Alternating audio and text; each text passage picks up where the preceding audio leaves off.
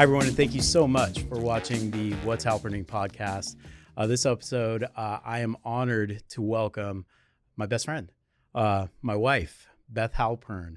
Beth, you and I have been together for 10 years, and it's been the most amazing 10 years of my life to have you as my partner, you as my love, you as the glove to my hand. I mean, you have brought more light and life and love to my life than I ever thought was imaginable. And I love you. And I'm just honored that you're here with me today. Thank you. And you're welcome. I said I was going to try not to cry, but well, missed you who up knew a it little would bit. be in the intro? We'll have tears for different reasons. Thanks, babe. You're welcome. Well, I'm glad you're here. You know, the team and I, and you're part of the marketing team, we discussed who we should bring on next. And, as we were going through, I actually think it was Christina Ortiz, our marketing assistant. I think she brought you up. And all of us, I mean, you and I were like, oh, what would that be like? And whatever. But, since the last podcast was filmed, a lot has happened in our lives. And I do think it's important that you and I sit down and talk and have 3 months plus of experience having gone through a traumatic, life-altering change, that you and I put it on film. And we get some potential messages out to people who have gone through stuff, who are going through stuff. And hopefully some of the lessons that we've learned and the things that we've been through can help positively affect other people. For those of you that don't know, on August 2nd of this year of 2022, our family house burned down. It started as any other day, and we all were going about our daily routines. And, I did my morning routine out on the back patio and, kissed my kids goodbye, kissed my wife goodbye, left the house. And several hours later, got a phone call that our house is on fire. And I work, my office is 4 minutes from home. So I literally followed the first fire truck down the street. And thankfully for us, our babysitter, who was there, was able to she was there with our boys. She was there with Michael and Marty, and she was able to get them out and get the dog out very quickly. And, just to kind of frame it to how quick this fire went, by the time Haley, the babysitter, got to the front of the house, there was glass shattering in the back. I mean, it was a rapid, massive fire. And you were back to school shopping with the girls. Yes. And got the same call, but it obviously took you longer to get there than it took me. Like, when you got that call, what went through your head? What happened? Disbelief.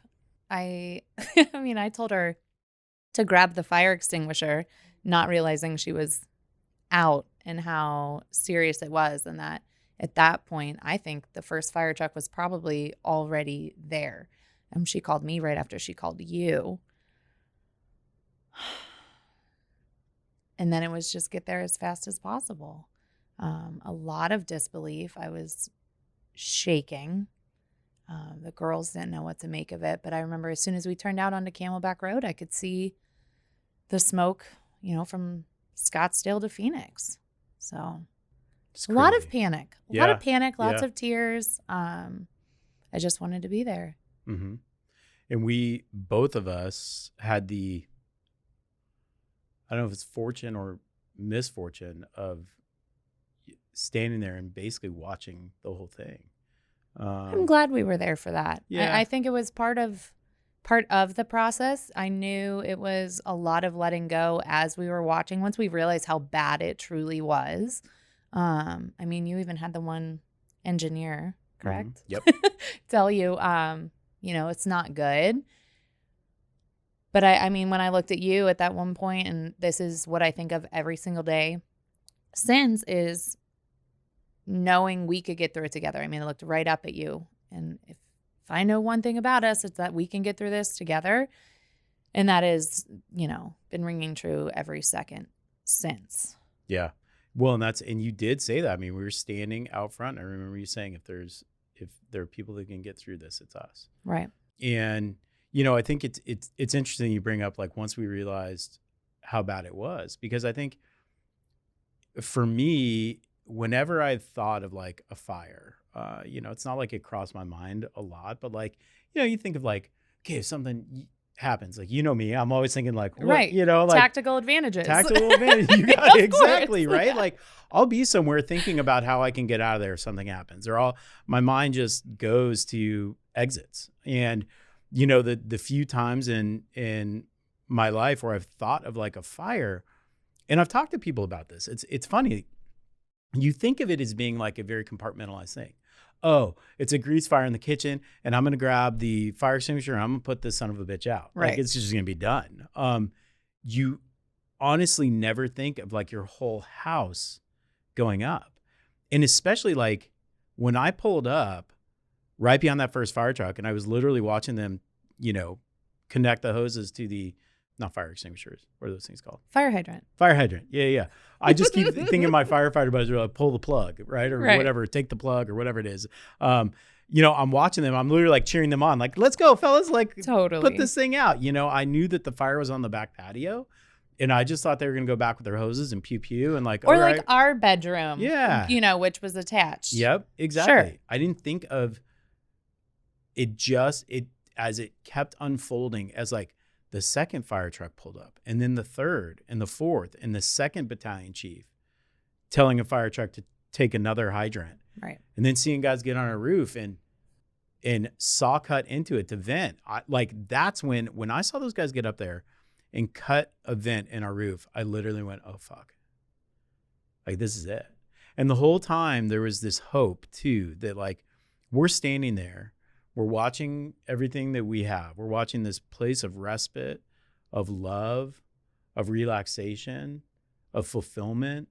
We're watching it burn down, and we're knowing that our cats are in there too. Like, I still had this hope. Like, I was grabbing firefighters, like, hey man, can you just prop the door open between the kitchen and the garage? Like if there's a chance for our cats to get out, like I want them to be able to. And the guys, looking back, they're like, oh, yeah, sure. And like, you just tell, now I'm looking back on it, they're like, dude, brother, like, right, not happening. I mean, the house was top to bottom filled with smoke. Like, no way were the cats getting out. I mean, we still haven't found one of them. Like, poof, she just disappeared. But, I think it's some of the lessons learned, like the more tactical ones, are like, prepare yourself for this. Like, don't think that if you've got a fire in your house that it's just going to be a small compartmentalized space. Like, it got into our attic, and it wreaked havoc across our entire house. Right. Some of the other stuff, and then you talk about the things that you've learned. I mean, one of the biggest, from a tactical standpoint, it's like, be insured. Like, this is your mindset this versus is my mindset. mine. Yeah, totally. right. Yeah. There are loftier, things, but just For from like a, sure. what can people do? Yeah. Pay for the Cadillac insurance policy. Thank goodness we have USA. We have a really good carrier. They have a great reputation. They've treated us really well. They've worked with us, not against us. They've been great. And, thankfully, your dad and my dad served in the military, so we have access to USAA. But if we didn't, and I'm in this position now, I'm calling a broker, not just like a State Farm guy or an Allstate or whatever. I'm calling an insurance broker, and I'm saying, like, shop me and tell me of the carrier quotes we get back, who is going to be good to deal with. I don't want to fight. I want someone that's going to pay the claim. I want someone that's going to be there for us, not fighting against us, not opening up investigations against us. I don't need any of that. I can't even imagine that on top of the logistics of everything else that we, and mainly you, have had to deal with since. Yeah. I can't even imagine. There was no question on, did the babysitter start it? And to your point, zero investigation. No. Just how can we help through this total loss? Yeah. Because that's what it is. Yeah. And there was an investigation. It's not zero investigation, but it wasn't like there was no foul play from the fire investigators, from the insurance company. There's none of that. I mean, but, what's your experience going to be if you have a massive catastrophic claim? what are the little things that you can pay 10 extra bucks a month and get really good coverage. I mean, I just for the house, and that for those of you that don't know, we're buying a house and we're selling the one that was fire burned. And as I was getting an insurance quote for the new place, I was literally checking boxes, bam, bam, bam, bam. Like, okay, it's going to cost me an extra, couple $100 a year to be overinsured. Now that I realize the value of insurance, like, I'm good. Right. I'm going to do it. But tactically, yeah, get the Cadillac insurance stuff. I think one of the other things, and we experience this in the house that we're renting right now, have an escape plan. We never, ever thought that something like this would happen. Not in a million years. In the house that burned, we were in a split floor plan. We had our kids in rooms that were across the house from us. What if there was a fire that prevented us from getting to them? Can they get out? Our kids had no idea how to open the windows. They wouldn't have been able to open the windows and get out. Nope. But in the house that we were renting, we went through that exercise and we made the girls like, hey, you got to know how to open these windows. And it was traumatic. It was. Well, Haley, our daughter, couldn't figure out how to open the window. It was a little bit older and it was sticking. So thank goodness we went through that. And I mean, call it paranoia now, but I'm glad she knows. And she has the confidence to be able to do it without us there and knowing, okay, hey, you share a room with your brother. You need to get him out. Like, he goes first, then you follow, no matter what. Mm-hmm. That and a fire safe. That was that was excellent purchase. Yes, thank you. Fire safe. Fire. I mean, we were lucky that we that some of our documents, actually, I think all that of was them, kind of a miracle, though. I mean, because the whole room was burned down. All of our furniture was a total loss. My nightstand, where I shouldn't keep important documents, they were, and it looked like, just untouched. So birth certificates, social security cards, passport, the thumb drive to our wedding photos, the sand from Normandy, where my grandfather was. All of that is safe. The most important things. So we could lead into gratitude with that. Yeah. The things that we still have despite all of the loss. Well, it's interesting. I had coffee with a guy today. I haven't seen him in 10 or 11 years. And lots have changed in his life. Lots have changed in my life. We've both been through divorce and marriage. And, we were talking about he connected with me because he had actually seen Ramey, my ex-wife. And somehow I got brought up in the fire, and he texted me. He was like, dude, I'm so sorry to hear about it. And it evolved into like, let's grab coffee. And we were talking about it, obviously part of why we're filming this is people are curious. Like, how are you guys handling it? What's happening? Where are you in this? What are lessons to be learned? It's a topic of conversation. People, it's funny, they're always apologetic. Like, if you don't want to talk about it, like, right, you don't have to, but this is a big we part. have to. We have to. Well, this is a big part of what we're going through in life. And so, okay, we'll talk about it. It's okay. Like, we're open book. People are curious, and there are things to be learned. And hopefully, when I've talked to people who've been like, dude, based on what you said, I got a fire safe. Based on what you said, I had a chat with my family about getting out. We now have a fire plan. We bought fire extinguishers. Right, or more of them. More of them. Like, we made sure our smoke alarms work. Who knows? Our experience could potentially save people's lives. But the guy that I was, you're talking about gratitude and letting go, and the guy I was having coffee with was like he paused for a second, and he's like, what? He's like, I'm sitting here thinking, what would it feel like to be down to nothing, to like have nothing? And I sat and I thought about it for a second. I was like, there is a sense of liberation in a lot of ways. When you have nothing, you don't have to feel like you've got to pack all of it in your backpack and drag it along with you. There is a sense of freedom when you literally are back to, what do we have on our back? What's important? You and I talked about it a little bit. Like you strip away bullshit real quick when you're down to What do we need? We need food. We need shelter. We need clothing. The basics. The basics. It was back to the basics. Yeah. What were you talking about earlier? You mentioned like there was the social aspect and like how this has put things into perspective. It's piggybacking off of what you said, realizing what is important. And when you strip away, a lot of the BS, for me, that's included in a positive way, I guess, how much or how little I care about other things, including, if it's people's opinions, if it's, actually, I guess that's kind of been a huge one, because in our scenario, no one can understand, unless actually there have been several people who can relate that have reached out to us. But unless you have gone through something like this or similar, it is very hard to understand. You hear house fire, and to your point earlier, you think, oh, okay, there was a fire, you've fixed some stuff up, it's not that bad. But losing everything, including, pets, I never dreamed that was possible. So what you go through is just unreal, indescribable.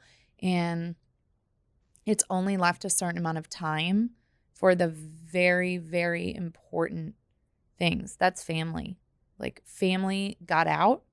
Our one remaining pet got out.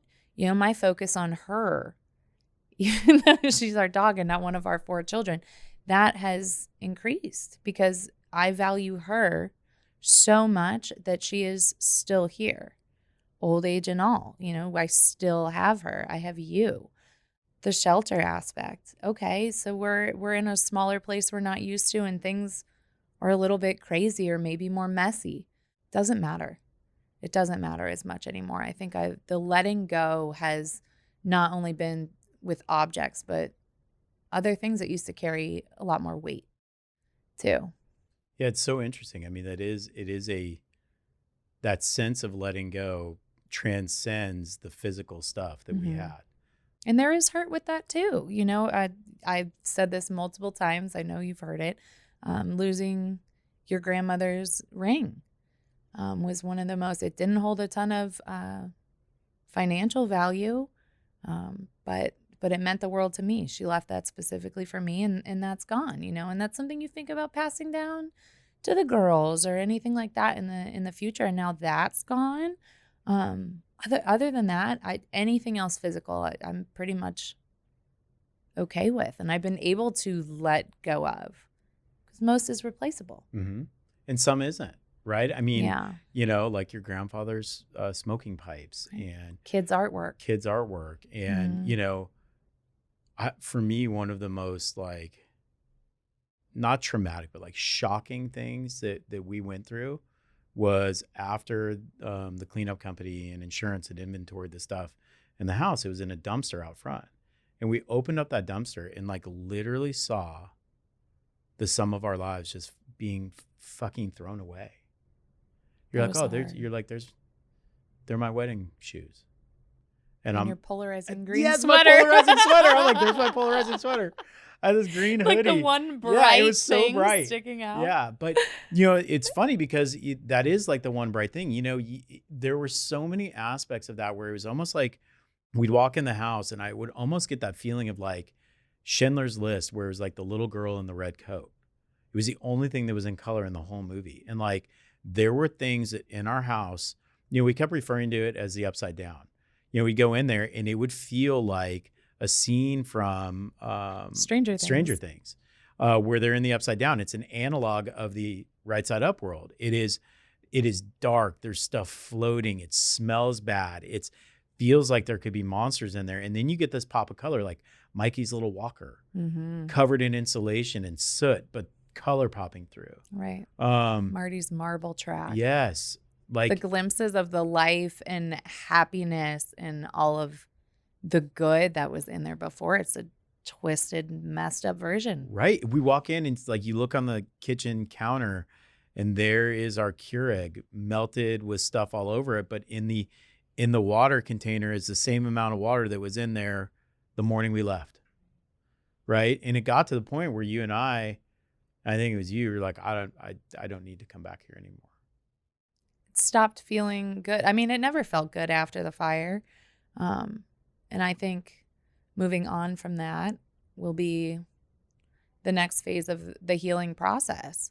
There would be a lot going back to that just doesn't feel good. It was a beautiful, cozy, incredible sanctuary for us for a handful of years. And now, just trying to stay in gratitude for that time and place and what that held, and then moving on. And that's, I cried this morning over it. Like, Well, it's going to take but it's hard. I time. mean, the moving on thing is, it's not just like you and I just snap to, okay, moving on.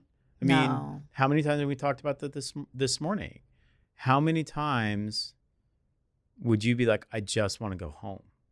I just want it back. Still. I want my cat back. Right. I put myself in the mental place quicker than you, not judging or comparing or whatever, where I was like, can't go back, nothing. Like, I can't even play that tape in my mind because of the pain that would Right. come You from said it. that exact thing. You go, I just can't go there. That's Yeah, what you I had can't. told me. I can't.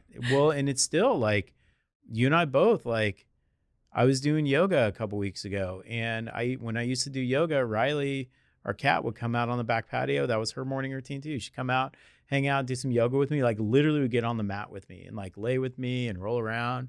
And then she'd go kind of explore her little route in the neighborhood, and then she'd come back. And I was doing yoga a couple weeks ago, and I thought of her, and I thought of how lonely I was, and I just started crying, like literally in down dog, tears dripping off the end of my nose thinking about it. It's been 3 months, but some of it just feels so fresh. So it's not the letting go process is one to me that has been more of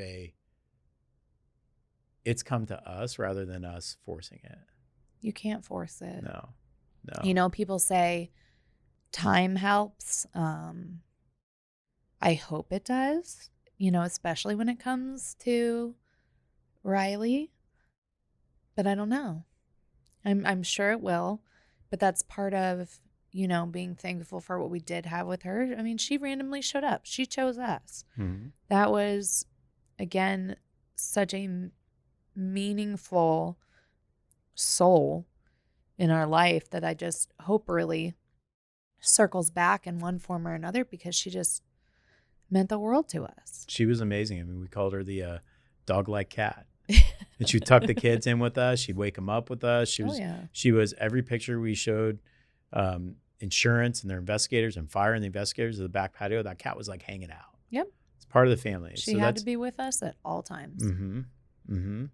But I mean, having to reconcile that to the extent we can, and figuring out what we wanted to do, right? I mean, to your point, like how do we move forward? What's this like silver lining, the springboard? And there have been tons. I mean, one of the things, I mean, from literally as the house is burning down, there are friends that are showing up with coolers full of water and trunks full of diapers and bags baby full of formula, clothes. bags full of clothes, bags full of baby formula, strawberry Pediasure, which is one of the 3 things that Martin consumes. We instantly felt loved and appreciated, and felt a sense of community. And not just like North Central. I mean, my sister's school community in Scottsdale, she was bringing by literally carloads of clothing. We had such an outpouring of love, through the GoFundMe that our friends set up. From people and places I never would have expected. It was unbelievable. And it was, we talked about it. You and I talked about it. Like there comes a sense where oftentimes we feel a little bit alone. Mm-hmm. Definitely isolated. Yeah. Well, we have 4 kids. Not too many people do. Not trying to use that as any sort of excuse. It's just the reality. It's just a reason. Like our schedules, our 2 older kids are in sports, 2 younger kids, you have a baby that needs attention all the time.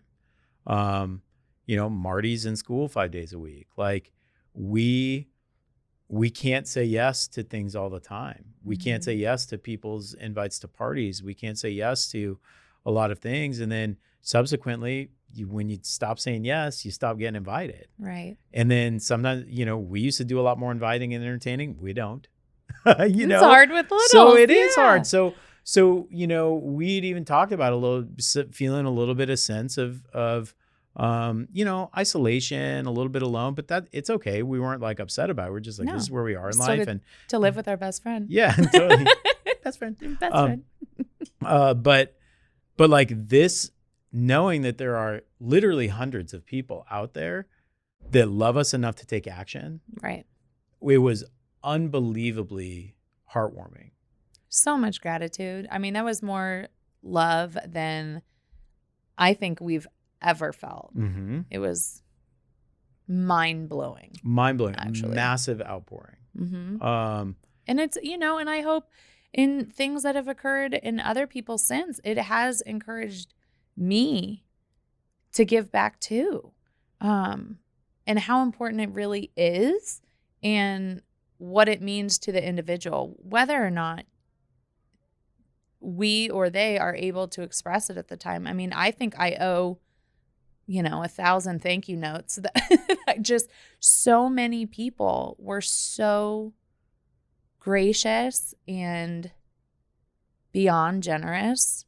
It's almost hard to keep track of it all. Mm-hmm.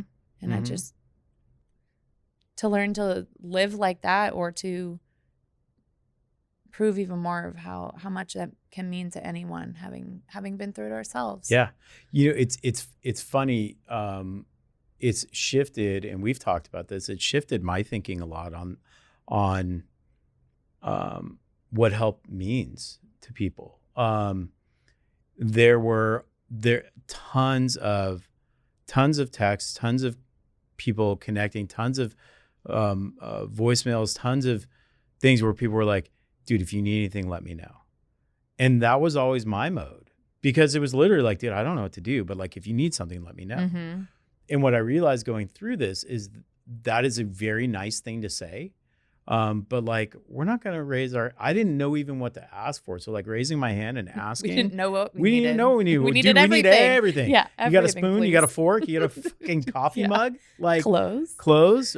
We need, yes. Yes. So yes, but, but there were those people, and it was super nice, and hearing from people was amazing. Yes. Truly kept us afloat, continually getting texts and calls and messages through social media and offers to help and all that. It was the fuel that kept us moving Still forward in the does, process. honestly. Still does. People are still concerned and still offering. But there were the people that were like, let me know how I can help, or like, just say the word and I'll help, which is great. And then there were people that just did. And that changed for me, my outlook on stuff. Like, I'm no longer going to be one of the people that offers. I'm just going to do. Like, your house burned down. Oh, your wife's in the hospital. We're bringing dinner over. Right. And I'll drop it off at your See door. you at 5:30. I'll see you at 5, like, or not. I'm going to drop it off at your door at 5:30. And if you guys have stuff going or whatever, freeze it, do whatever you want. But like, just take action. Mm-hmm. And there are a handful of people that really just took action. It's like, dude, I mean, that was. Well, ironically, the family you're referencing, day of the fire, they were putting boxes in the back of my car. Yeah. Toiletries, razors, Toothbrushes. A bottle of wine, which came in real handy that night. But it was all of the little things that, again, even I wouldn't have thought of. I mean, I still don't know how they thought of all of that, but it was amazing. Yeah, It was action, it was right? Everything we truly needed in that. Yeah. Minute. Like, I can't brush my teeth. I don't have a toothbrush or toothpaste. But I mean, like, my sister and my mom, action. They went and bought stuff. Like, we had a pack and play for Michael when we went to my parents' house that night. Pajamas, mm-hmm. boxers, shoes, like toiletries, mm-hmm. the basics to get going. But like, it's interesting that how impactful that action is, not only from people, but like for us, taking action to try to push through and put one foot in front of the other instead, because this thing, we could have gone one of two ways on it. Like, we could have gotten gobbled up by this whole thing. It could have destroyed us, our love, our family. But we chose not to instantly. I mean, we stood in front of our across the street neighbor's yard. Like, I huddled the kids and we had a little cry as this was happening, but said, we're going to get through it. And you and I have talked about it. Like, we get to choose in this very moment. Do we allow the trauma to define us, or do we define the trauma? And we chose to define the trauma. And part of that defining it is approaching it with positivity, is approaching it through action, doing, like, all right, we're down to basics. What do we need? All right, we need food, we need shelter, da, da, da, da. Like, this happened on a Tuesday and our kids were starting school the following Tuesday. It was a weird day of the week. 6 days after. I remember we So had maybe 6 it was days Monday. No, until they didn't school start started. on Monday. I don't know, whatever. But my whole charge was like, I need shelter for these kids. We can't be, thank goodness my parents had space for us, but like, we can't be 25 minutes away from their school, all jammed into 2 bedrooms. Like, we need shelter. So let's go look. Let's go find. Fire happened on Tuesday. We moved into a rental on Sunday. Action. Like, we literally didn't sit back and allow this thing to define us. We attacked it. Right. And we were seeking any form of normalcy, and not only for us, but for the kids. And I think having 4 kids is a lot of what kept that forward motion going, because it's okay, school's starting. Okay, volleyball tryouts are the same week. So it's sports, and they need knee pads and court shoes. And it was, all of life goes on. It was an event where you expect the world to stop. And in a sense, ours did, but there were other forces that were continuing to pull us forward. That was, key. Yeah. Well, yeah. The kids are key. That was it. Your conversation with them. Yeah. We can do this. We're going to do this, and life goes on. And life goes on. And you have to approach it with positivity, seeing the silver linings, seeing the fact that, we are moving into a home that works for us better than the home that we had. But we also had to examine fully the idea of living in that house again. We had to go through multiple designs with Brandon and with the architect, and to see, like, and I remember looking at you after we met with the architect here and sitting down and just going, like, I think what I said is, like, I cannot solve for this equation. I can't figure it out. Like, nothing is sitting right with rebuilding. Like, okay, if we rebuild a single level home again, it's going to be too small. We bought the house with 2 kids. Now we have 4. It was already too small. You and I thought about buying, but then we're like, you know what? This house is simple. It's cute. Our overhead is low. We have intimacy within the house with our family because they have to be out hanging out. We loved it. So we decided we're going to stay. And then we were forced, when the fire came, to make some tough decisions. Right. And, building a single story, the house would be too small. We debated, and we got a beautiful design for a 2-story home that would have been an amazingly functional house. But then we would have a big house on a small lot without a yard for the boys. And that's, I really want my sons to grow up with a yard. And so that's where we just were struggling to come to the decision. And then this opportunity for this house, like, fell into our laps. And having that part of the equation and looking at the house, it was like, okay, this is what we should be doing. This is a component of why this happened. It's forcing our hand to springboard us into the next phase of our lives that is going to serve our family for the next, who knows how long. I always tell clients, don't think of your house as a forever home, because it's probably not that place. And here I am, put my forever hat on, Well, it could be. It could be. Until we need a smaller house. That's right. Then we'll just move back to 15th Street. But, part of it too, and you said not only like the logic of solving for the equation, what was it that you said about the emotional component of driving down that street every day? Do you remember? The old one? Yeah. I don't remember exactly what I said, but I know I don't like it because I can't go home. It's that tease. It really doesn't. I think every time I drive down the street to get to ours, there are elements of flashbacks of me rushing, the day of the fire. And when I just pull up and I see that house destroyed, it breaks my heart because it's so weird because, all the front walls, like most of them are really intact other than, the windows that are boarded or whatever. For the most part, it's not too bad from the front. But knowing you can't go inside and what was is gone, no matter how we rebuild it. I don't want to pull up and think about Riley being outside and having to say goodbye to her in front of the home. There are things I would just rather not experience. It does bring up an element of sadness, and there is associated trauma. And we are doing internal work to let go of that. But I also think sometimes that takes, maybe a relocation and some external movement as well. Mm-hmm. It feels good. When we walked into the new house, I got the same feeling I did when we walked into 15th Street. It feels cozy and warm. And I know no matter what we bring in our big, crazy family and all the love, it is going to be home. It's time and a place. Mm-hmm. And, Al, my conversation with him, our mental coach, he talked about, we have these partnerships with the homes. Yes, we own them, but it's a partnership.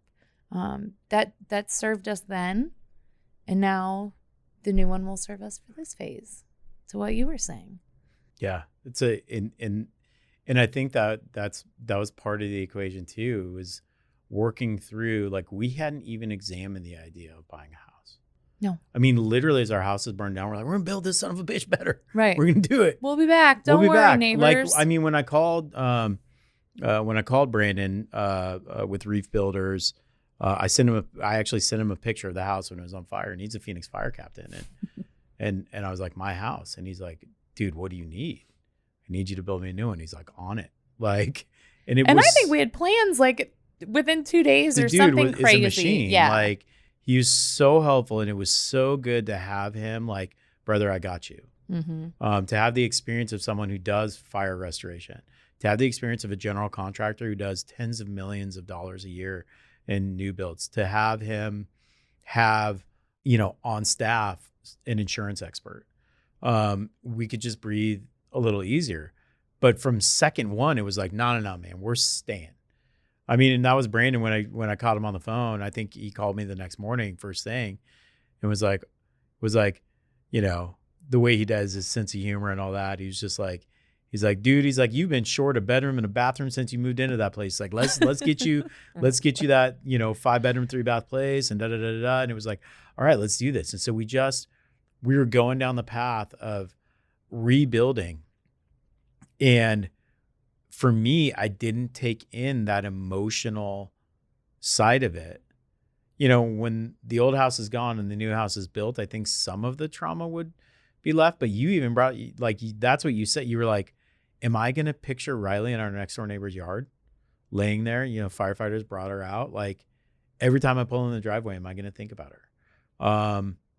And instantly, when it was like the idea of buying another house and moving in, this like black mass of trauma that was, for some reason I envision it right here, was excised and removed. And it was like, whoa, like, yes, okay, I can breathe. I feel good about it. Like, this is it. It's time to let it go. It's time to move forward. It's time to make that change. It's time to trust the universe, God, whatever, that this was meant for certain things. And it is time for us to make that change in our lives and to move forward with the next phase, to put that trauma behind us and to walk away from it. Right. Like, we're walking away. Like, and it's hard to think all the love, our neighbors are amazing on our street. Our kids have wonderful friends on the street. We have wonderful memories. We brought both of our boys home to that house. Mm-hmm. But those are memories, and we'll never recover them. And if we rebuilt on that site and tried to rebuild what we had, it wouldn't work. No, and I think it's just honoring that time and place. It feels so right doing what we're doing and the way we are going about it, but it will always, for me at least, but I'm far more emotional. It'll always be hard to have like been forced to walk away. You know, this was a decision that was made for us, but it still feels right. Yeah. Well, the other big component that started sliding into place is, you know, timing. Right? I mean, when I talked to Brandon, I was like, brother, what are we looking at? He's like 15 to 18 months from when we get going. And it's like, when we get going, like we have permits that we're going to need. Right. We have final design elements. Like we would be building a home to serve our family. And then by the time we got in there, Hannah would be a sophomore or a junior in high school. Yeah, she's out in 2 years after that. So why do we build this thing that doesn't even really serve us anymore? And so that too, the timing element, like how we are so fortunate to have landed in the house that we've landed in. That's a story in and of itself. And I think it's worthy. I think some of these stories from the day are worth telling. Yeah. We are so fortunate to be in that house. It's not ours. It never will be. Right. I don't know how long we've got in there. Insurance gave us 12 months and we're looking at 6 to 8 months after the expiration of that lease for a build. Like, how uncomfortable are we going to tolerate our family being for how long? Because really, however comfortable that house is, it's not ours. We can never fully unwind. We still feel unsettled. We still feel unsettled. It's not our bed. Right. It's not our cookware. It's not our backyard. It's not our pool. It's not home. It served us really well, but it's not home. And so thinking about that 15 to 18 months, it was just like, no, like you could just pull it through the universal test real quick. How does it feel? Oh, it feels shitty. Yeah. Like not good gonna at all. happen. Not No. good at all. So we're so fortunate to have landed where we've landed. But I think that's kind of a theme for how this thing played out. And, you know, in talking to Al Fuentes, our mental coach, you brought him up. He's been on this podcast. You can rewind the tape and watch that episode.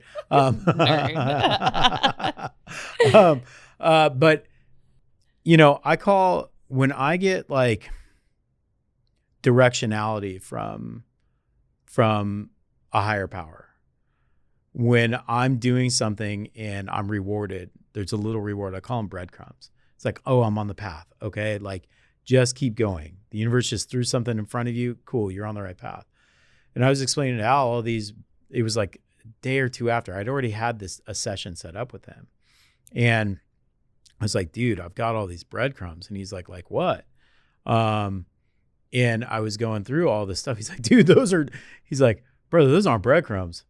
Those are big loaves of Wonder Bread. Like, you are getting signs. I mean, some of them were incredible. Well, one, you and I, for a month before the fire. Probably, yeah, at least 3 weeks. I'd say. I mean, I had been seeing repeated numbers like 111, 222, 333, like for a week or something. And I brought it up to you and I'm like, I am seeing numbers. Like, I don't know what's going on. And you're like, really? And then boom, you started seeing them. Yep. And so you and I just kept seeing these repeated numbers and we looked into them, and Al calls it spiritual WebMD. Like, you know, it could tell you that's Google a good it. sign as we Google it. Yeah, whatever. But the way Al describes it, he's like, dude, that's like seeing the Matrix. Like, you're tapping into an energy, like you're tapping into something. And those numbers, the repeated numbers, it's like, why am I seeing these? And then boom, the fire happened. And it was like, oh, it was some sort of preparation, you know? Well, at first we were like, well, what the hell? Was it a warning? Like, we flipped it because we're like, oh, something really good's about to happen. Then our house burns down. So we're like, okay, something really not good happened. So now what does this mean? It was some form of warning. But then we got concerned because we kept seeing them after the fire. And we're like, oh, shit, what's next? Like, that was the initial, right? Yep. But then Al was like, no. No. He's like, dude, it is not negative. Because I looked it up. I was like, can repeated numbers be a warning? And it's like, yes. And he's like, no, dude. Like, your spiritual WebMD is leading you astray. It's the obstacle being the way. It's the obstacle being the way. Which ironically was the book you were reading that the morning of the fire. Well, and that's one of the breadcrumbs. Like, you know, my morning routine, and I probably talked about it on this podcast.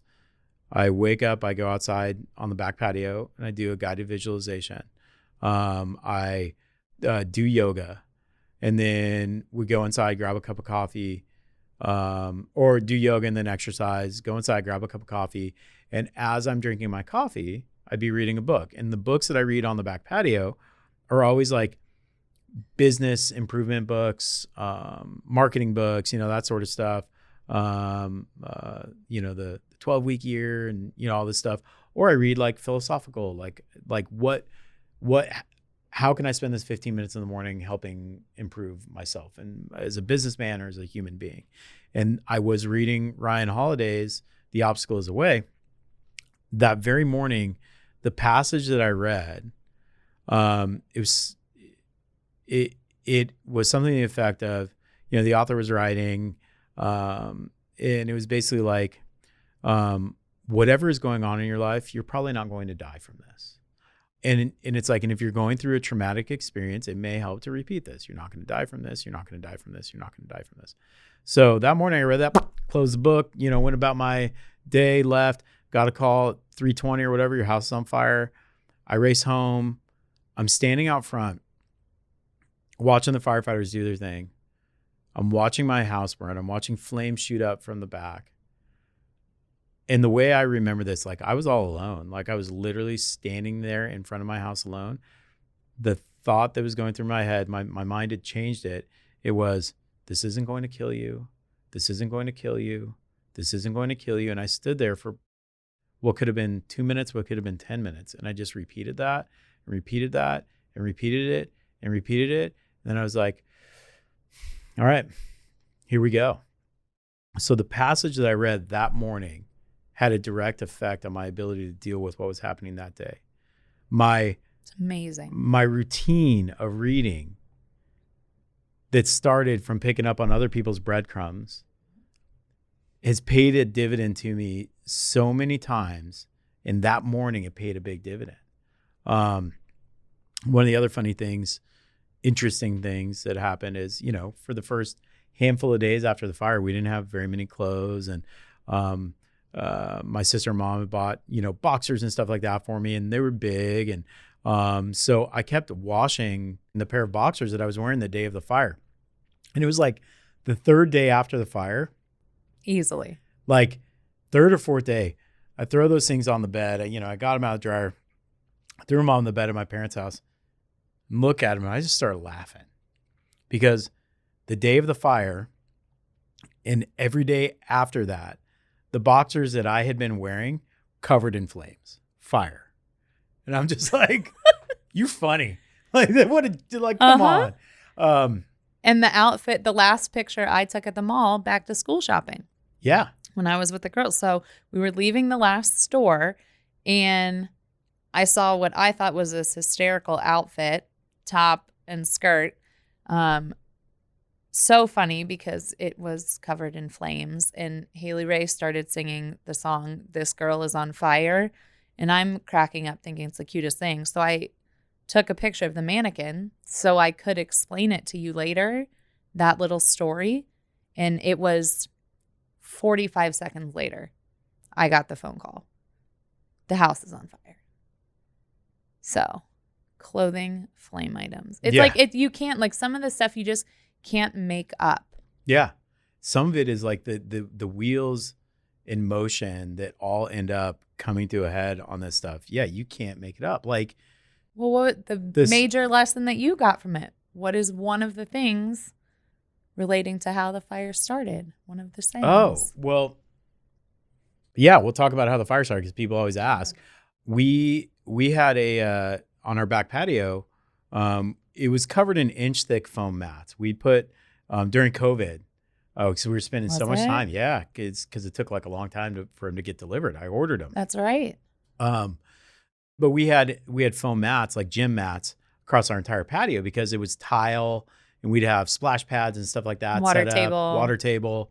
And Marty would just go whoop, and just slip on the tile. Biff it. Yeah, and so we had those set up, and that's where I do my yoga and all that. But we had this big stainless steel bowl on the patio, and we'd fill it with water and sand and stuff like that as a sensory play thing for Marty. And what happened, the sunlight in the afternoon would hit our patio. The sunlight hit the bowl and directed a beam of light, magnified it, amplified it like a magnifying glass down onto the foam mats, caught the mats on fire, caught a big plastic slide on fire, caught our furniture on fire. The pool fencing around our patio took it vertical. It got into our patio roof, burned that away, got into our attic. They said it went through the entire attic in about 4.5 minutes. Yeah, it just rolled through. It was crazy. And then we had a grill out there, a flat top griddle, and the propane tank was the valve was partially open, so that was like a flamethrower, they said. So anyways, it rolled real fast, but that bowl sitting on the patio, the sunlight hitting it, caught it on fire. And what's interesting is, and this is the biggest lesson, that bowl, I'd been reading that morning. It may have been a day or two before. I can't recall exactly when it was, but I literally looked at that bowl, sitting in my chair doing my hair. I looked at that bowl and I thought, it's time for that thing to come in. Marty hasn't played with that in a while. Let's bring it in. And I didn't do anything about it. I didn't move it. And then 2 days later, or a day later that day, that freaking bowl caused our house to catch on fire. And, I don't blame myself for it, but I've created this mantra, and it's move the bowl. I got a message from somewhere, my brain, externally, whatever, that was like, dude, that thing needs to come inside. And I looked at it and I go, uh-huh. And I didn't do anything. Well, and how many times a day do we do that with anything else? So constant. Often. If I walk past something on the floor and later. Yep. Not anymore. No, it's move right the bowl. now. Move the bowl. Move the bowl. We, when we moved into the rental, we got Marty a marble track again because he loves them. And you got play mats for Michael. And I was standing on the back patio and I was looking inside and I saw that the marble track was right near the play mats. And I was like, that's a choking hazard for Michael. Like those marbles, like he can't get those. Like I need to move that thing. And then I just went about my whatever I was doing. And then I was like, no, dude, move the bowl. And so I went inside and I picked up that marble track and I moved it. And subsequently, like I may have saved Michael's life because I had the idea of move the bowl. Right. Now that message is ingrained, knowing, hey, I have to listen to this voice. Something is telling me to take action. I need to take action. Yep. I mean, that's constant now. It's constant because you do know there are things like, oh, hey, there's a plastic bag sitting there. That could be a choking hazard for a pet or a kid. Mm-hmm. And instead of going, yeah, I'll get it later, it's nope, move the bowl. And go and you pick it up and you get it done with. There's so many of those things. I mean, we landed in a house that the house that we're renting is owned by our friends at the end of the cul-de-sac, and I helped them buy it. And then it came full circle that like I helped them buy it. They were turning it into a furnished rental, and they were there as the house was burning. They're like, go, like that, like move in there. We'll figure it out. Well, we didn't at first. We went to my parents' house, but so fire happened on Tuesday. We went in to look at houses on Saturday, and we walk in there. Remember what you said when you walked into the master? Yeah, I was like, oh, look. I was like, babe, they have the same hardware on the nightstands. Yeah, we walk in, and Beth is like, that's the same hardware we used to have. We used to, on the nightstands that we used to have. Like we had just bought adult bedroom furniture. Like we still have my divorce furniture. Right, like, we did. We still had the bedroom furniture the that IKEA I bought, the furniture? IKEA divorce furniture. When I got a divorce and moved out, like I just went to IKEA and bought stuff. My dad and I put it together. We saw the same stuff, but like you'd replace the hardware. Right. And you're like, that's the same hardware that was on our nightstands. And I look and I was like, those are our nightstands. Yeah, they were. Like they were our nightstands. We put them outside for like, the bulk trash pickup. Mm-hmm. It's funny because so I took a picture and I sent it to our friends and neighbors who own the house, and I was like, it's a sign, it's meant to be. And the wife texted back and is like, guys, I'm a little embarrassed. and the husband was like, what are you talking about? And I'm like, those were our nightstands. We set them curbside, and it looks like they were picked up. And she was like, yeah, she's like, I thought they'd be good in there, but the symbolism, like to know that one, I helped them buy a place and now it's coming back where I can lay my head there and rest my Mhm. family there. And then 2, walking into a bedroom and having a piece of our past there. There was amazing comfort in that. That was more of home than we had at all at that point. And No joke. they were the opposite ones, and we had to swap them. Yeah, we moved So in. I had my old one, and you had your Yeah, we old moved one. in, and we could tell from the tops of them whose nightstand was what, and they were on the opposite sides of the bed. And we looked at each other and we're like, let's do this. Let's do this. And we picked them up and we swapped them, and so we ended up with our old nightstands. And there's something so comforting, like when I'm a side sleeper, and I lay on my side, and I'll reach out and like, put my hand on the nightstand, and like it's our old nightstand, like it's ours. The dust that's in there, it's the dust from our old house. Like it's amazing, these little things that like have just come together to present us with what we are picking up on and utilizing as signs, as serendipity, as positivity to springboard us into the next phase. Like, yes, we're feeling a springboard. Yes, we're feeling that our lives are changing. Yes, we're feeling gratitude for the amazing outpouring of love. And yes, we're feeling gratitude for the ability to buy the home that we're moving into. Yes, we're feeling gratitude for the buyers that came along and bought our house, who, by the way, I couldn't be more excited. They're people that are going to come and live there, move there, rebuild. Excited for our neighbors. They don't have to deal with an investor. Like all of these things have fallen into place, and we are choosing to look at them in a positive light and say, we are on the right path for our future.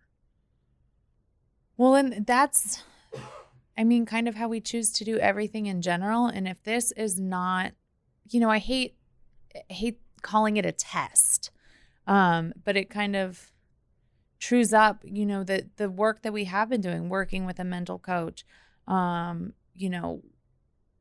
the things we've gone through previously just in our marriage in general. Mostly just smooth, but when it's not, these are all lessons that when tragedy occurs and when these major things occur, what are you really going to do? How are you really going to respond? And to me, I want to be happy all the time. That's it. I just want to have a good time. Just want to be happy. And so it's like, how do we continue that?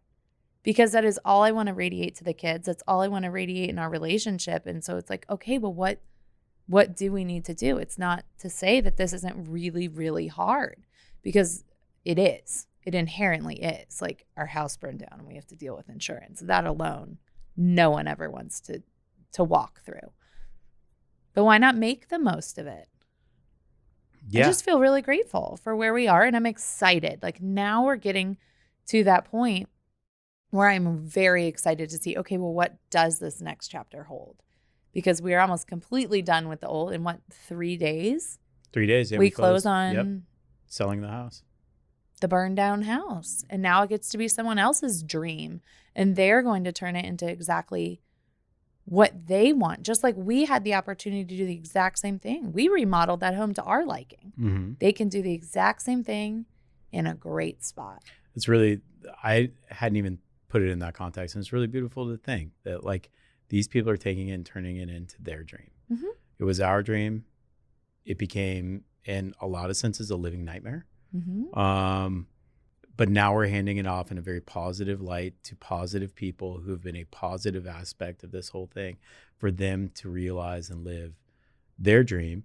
And now you and I get to go and live and realize one of our dreams. Where we're buying our new home is where we've always wanted to be. It's where we grew up. A literal dream. A literal dream. And, the benefit that it is going to afford our kids, being really close to their school, being a 35-second walk to their school. Like, there's just Mama so loves much. that. Yeah, exactly. Yeah, Mama doesn't have to drive and get up early, because they were the first stop in the morning, the first stop on their bus stop route on a 50-minute bus ride. Mm-hmm. And then the last stop in the afternoon. They're going to reclaim almost 2 hours of their day. Huge. So there's so much. This has been a time, and to your point earlier, like the work that we've done, right? The working with Al, our mindset, the way that we try to approach life, that you mentioned, you just want to have a good time. That's my joke that on Beth's headstone is going to say, Beth, mother, mother, loving wife, just wanted to have a good time. And then your joke to me is Trevor Halpern, got to make a call. got to make a call. Got to make a call. But even in death, gotta make a call. Bury me with my cell phone.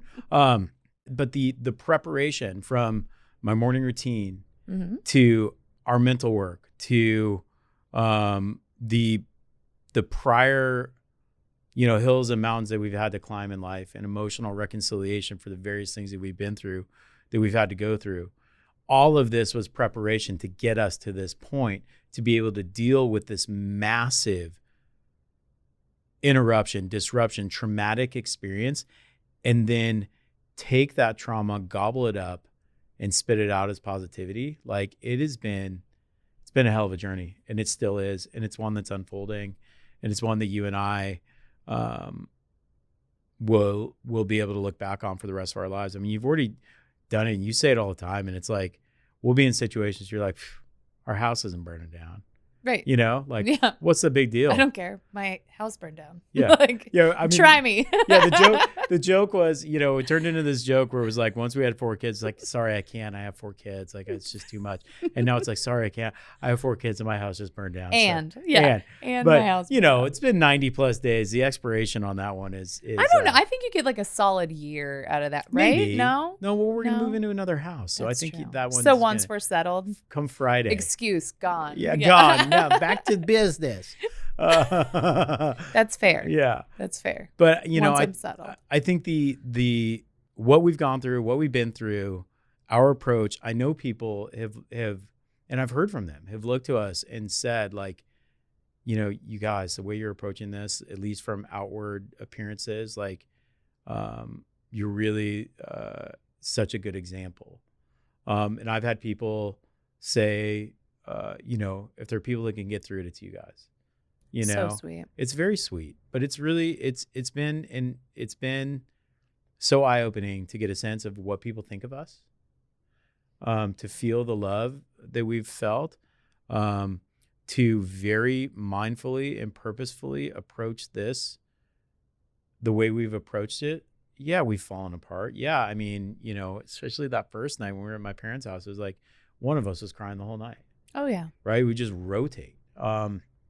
But to pick ourselves up from that and to move our lives forward in a way where we're not creating excuses, we joke about them. We're not creating excuses. We're not allowing the trauma to define us.